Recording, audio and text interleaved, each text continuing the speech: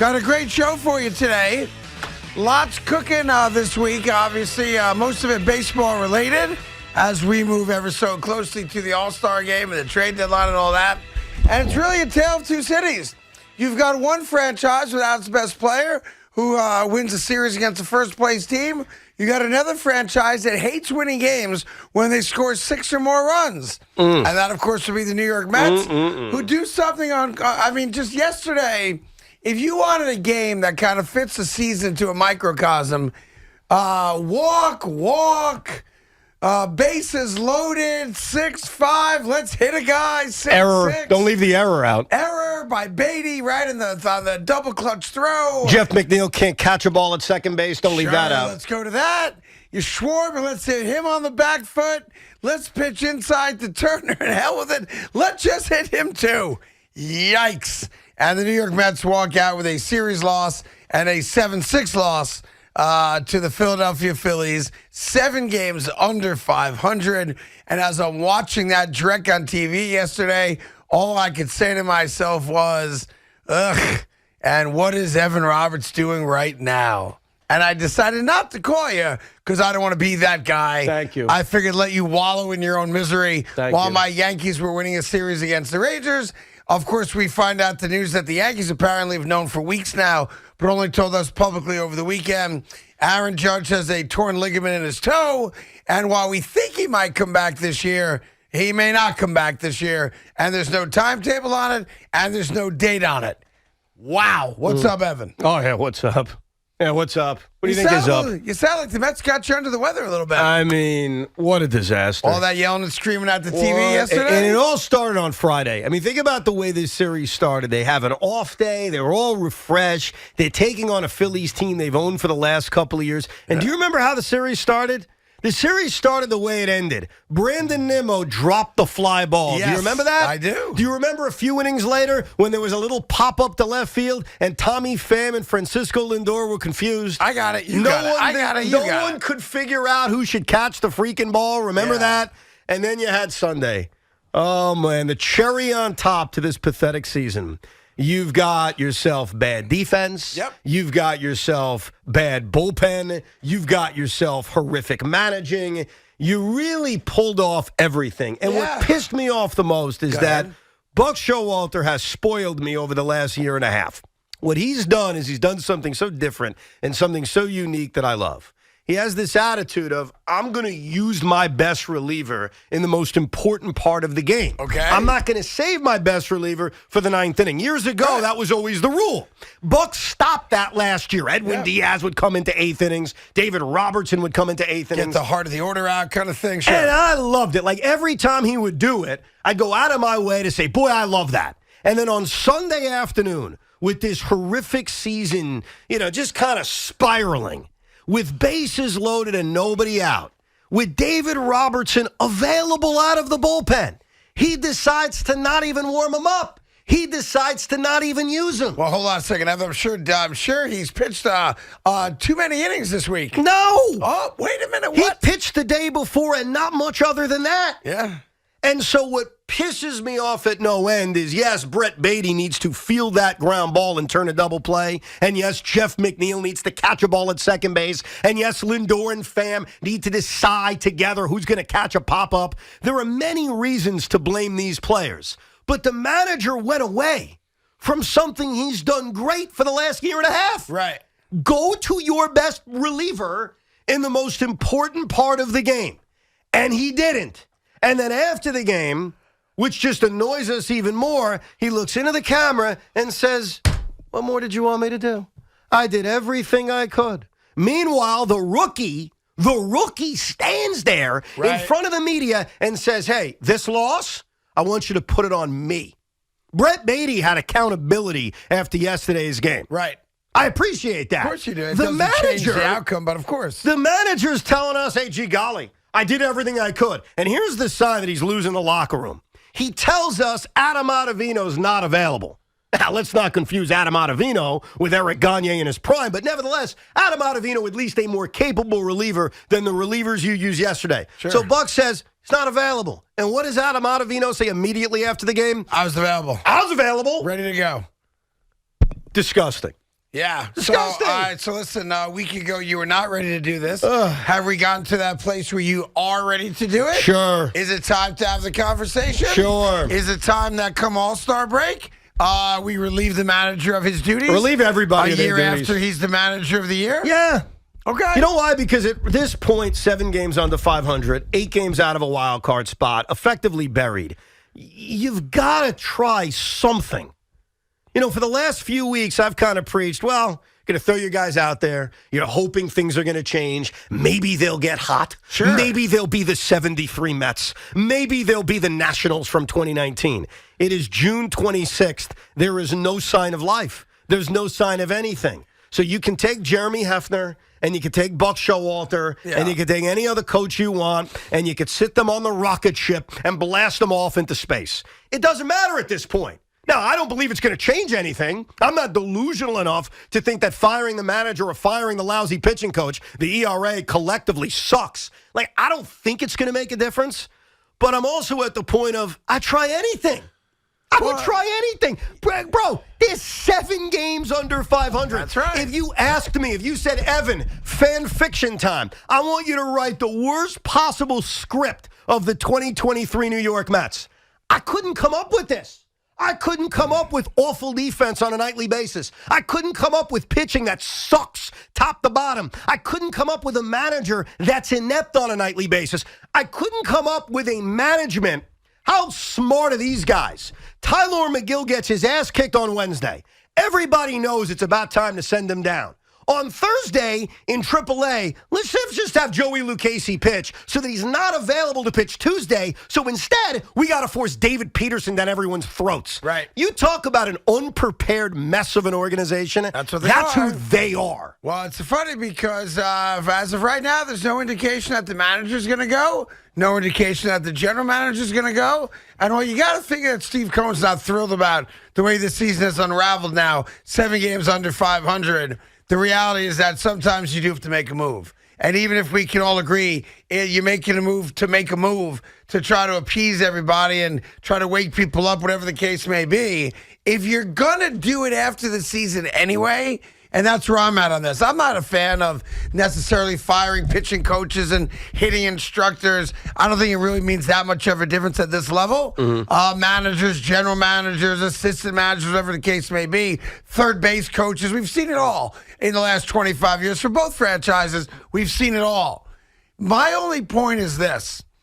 If you're going to make moves this offseason, based on the direction things are going now, and yes, of course, things could change. There's just no reason why you should assume they're going to change. There's no sign of life, right, Craig. I agree. Now, and I don't want to hear the old, we're competitive, we scored 6 runs. No. You lose games every possible way. And as you said, you're 7 games under 500. You are what you are. There aren't a shipment of guys coming up here that you're waiting on that's going to make everybody all that much better, right? So my only point would be this. If you're going to do it anyway, then go ahead and do it. Right. If you don't have any plans, and only Steve Cohen knows for sure what that is, if you don't have any plans for making significant changes to a coaching staff, a front office, then don't do it. Yeah. But it's one or the other. Do you remember, and this may not be a perfect comparison, but I do think it's similar. So remember about a year and a half ago when Joe Judge had basically punched his own slip into being fired? With that late season press conference, that one? Yeah, so one of the reasons why John Mara and some Giant fans, not a lot, were hesitant to get rid of Joe Judge is they said, how are we going to be viewed around the NFL? Okay. We've gone through coaches like water. Like, what kind of message does that send if we're firing coaches every 2 years? And so that was the hesitation that John Mara had. Now they finally pulled the trigger. They get rid of Joe Judge. And at least for now, it looks like they've gotten it right with Brian Daboll, even after they went through coaches like water on an every 2 year basis. Right. I get that the New York Met franchise has been going through managers like water since Terry Collins was fired. It was Mickey Callaway. It was Carlos Beltran. It was Luis Rojas. It's Buck Showalter. It may be someone else. They've gone through general managers like they're going through water. Right. They had the triumphant. They had Scott. They had the other guy, Jared Porter. They had Brody Van Wagenen before that. Now they got Billy Epler, and he's probably gone. And I totally understand the rationale that John Mara had and some Met fans may have, which I even had probably a week ago, which is, what is this? What kind of message does this send to anyone else the Mets are eventually going to hire? That we go through GMs and we go through managers on a yearly basis. And I understand that point. Sure. When things get so bad,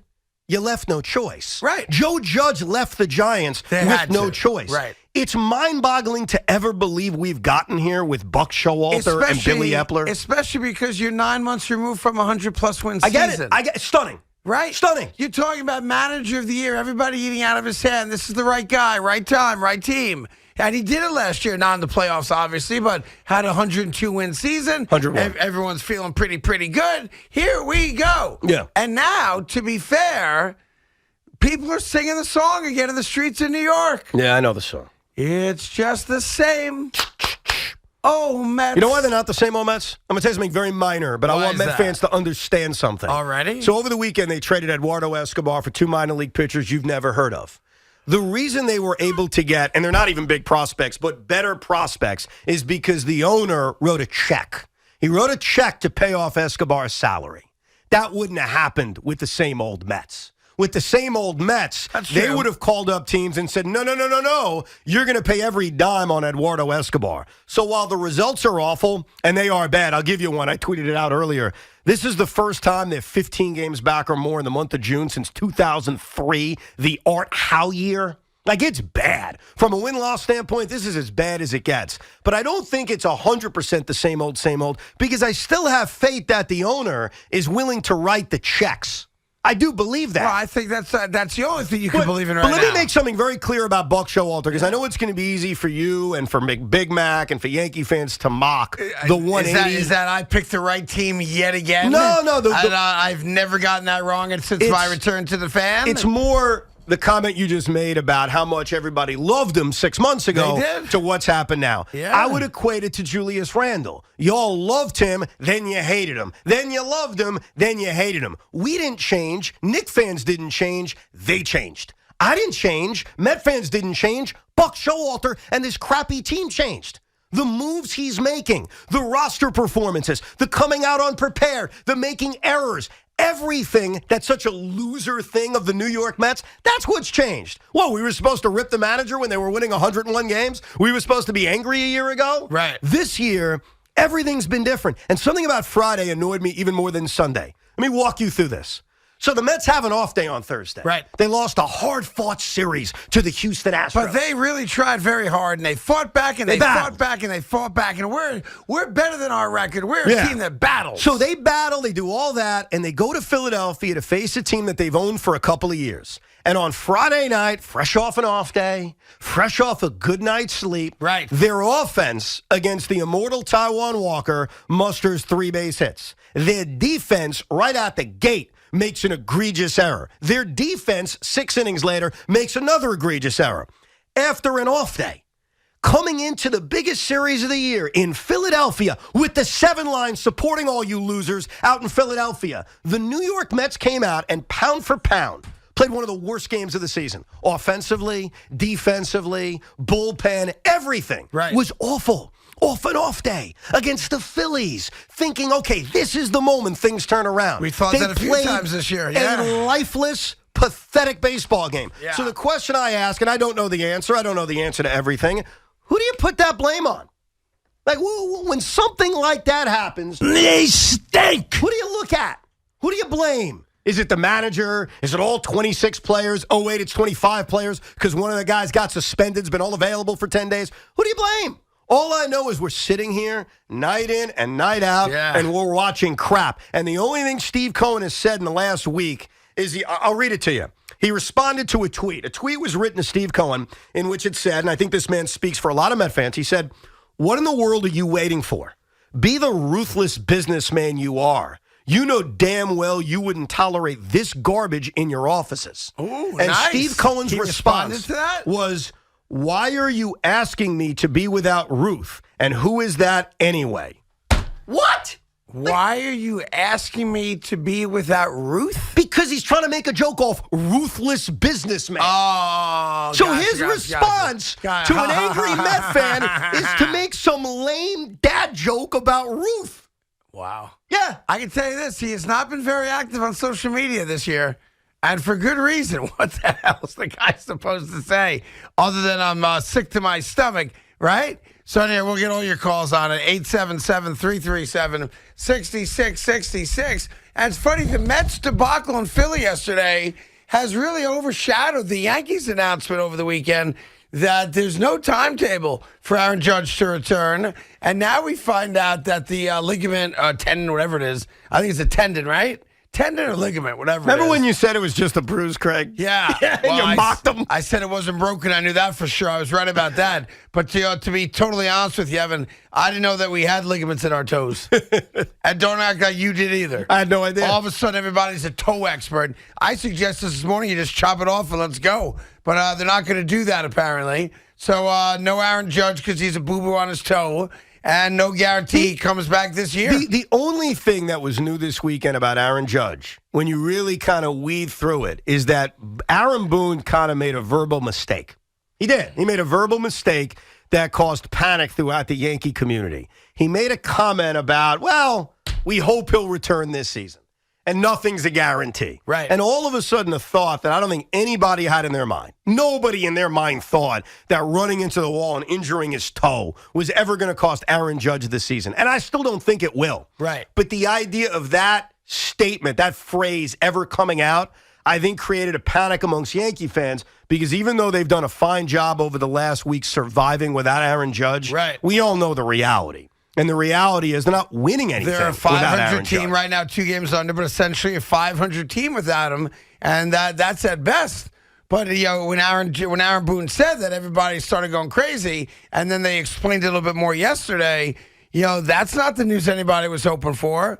We all thought, okay, baseball activities are going to start. He's going to be on his way back. Yeah, maybe a couple days in Somerset, we're all good to go, and Aaron Judge is back. And now the reality is that.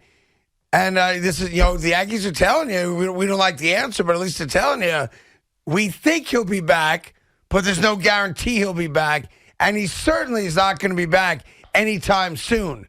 So let's, I guess, for the moment, use the All-Star break as a best-case scenario after the All-Star break, which gives you, about a month now? I'll tell you the date right now. If you look at the the Yankees schedule, I'll tell you the exact moment you need him back. The moment where if he's not back by this date, you're in serious trouble. And that date is July 28th. That's a little over a month from now. Okay. And the reason I bring that up is not random. I bring it up because their schedule over the next few weeks is mostly soft.